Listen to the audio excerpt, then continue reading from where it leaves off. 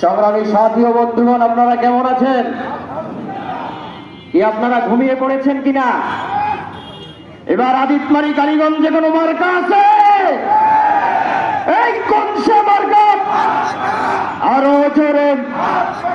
আদিতমারিতে কালীগঞ্জে সেই মার্কা দেখিয়ে দেব। 12 তারিখে মাহফুজ ভাইকে এমপি হিসাবে সংসদে নিয়েই যাব ইনশাআল্লাহ। সংগ্রামী সাথী ও বন্ধুগণ, মহান আল্লাহ রাব্বুল আলামিন পবিত্র কালামুল্লাহ শরীফের 17 নম্বর সূরা বনী ইসরাঈলের 34 নম্বর আয়াতে আল্লাহ বলেন, ওয়াউফু বিল আহদ ইন্নাল আহদা কানা মাসউলা। তোমরা তোমাদের অঙ্গীকার পূর্ণ করো, কেননা নিশ্চয়ই তোমাদের অঙ্গীকার সম্পর্কে কিয়ামতের ময়দানে তোমাদেরকে জিজ্ঞাসা করা হবে। কথা বলেন ঠিক কিনা? প্রিয় ভাইয়েরা আমার, আমরা মুসলিম, আমরা মুসলমান, আমরা এই দেশে শরিয়া আইন প্রতিষ্ঠা করব। এটা শুধু আমাদের মুখের কথা না, এটা শুধু আমাদের অন্তরের কথা না, এটা আমাদের কার্যক্রমে সব কিছুতে পরিষ্কার। কথা বলেন ঠিক কিনা ভাইয়েরা আমার? সংগ্রামী সাথী ও বন্ধুগণ, আমরা এখানে একটু আগেই শুনেছি 91 থেকে 96 পর্যন্ত কারা রাষ্ট্র ক্ষমতায় ছিল। 96 থেকে 2000 সাল পর্যন্ত কারা রাষ্ট্র ক্ষমতায় ছিল।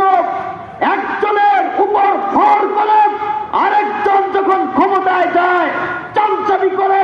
প্রিয় ভাইয়েরা আমার, গত কয়েকদিন আগে বাংলাদেশ জামাত, আমি তাদেরকে বলতে চাই, তাদেরকে লক্ষ্য করে বলতে চাই, তারা একটা বক্তব্য দিয়েছিল যে আপনারা সব কিছু দেখেছেন, আপনারা দুর্নীতিতে বাংলাদেশ 5 বার হয়েছে, বিশ্ব চ্যাম্পিয়ন হয়েছে, সেটা আপনারা দেখেছেন।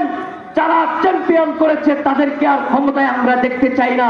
পরবর্তীতে বাংলাদেশ জাতীয়তাবাদী বিএনপি দল তারা সুন্দর করে ভাষায় জবাব দিয়েছেন যে আমরা যখন ক্ষমতায় ছিলাম, বিএনপি কিংবা আওয়ামী লীগ, আমরা দুর্নীতিতে চ্যাম্পিয়ন হয়েছি, আমাদের সহযোগী হিসাবে তোমরা বাংলাদেশ জামাতি ইসলামও ছিল। কথা বলেন ঠিক কিনা? আমরা একমাত্র দল ইসলামী আন্দোলন বাংলাদেশ যারা করে, জেনে বুঝে করে, আমরা ইসলাম অনুযায়ী দেশ শাসন করতে চাই, প্রতিষ্ঠা করতে চাই, আমাদেরকে ব্যবহার করে তারা ক্ষমতায় যাবে, এই স্বপ্ন যেন বাংলাদেশের কোন দল না দেখে। কথা বলেন ঠিক কিনা?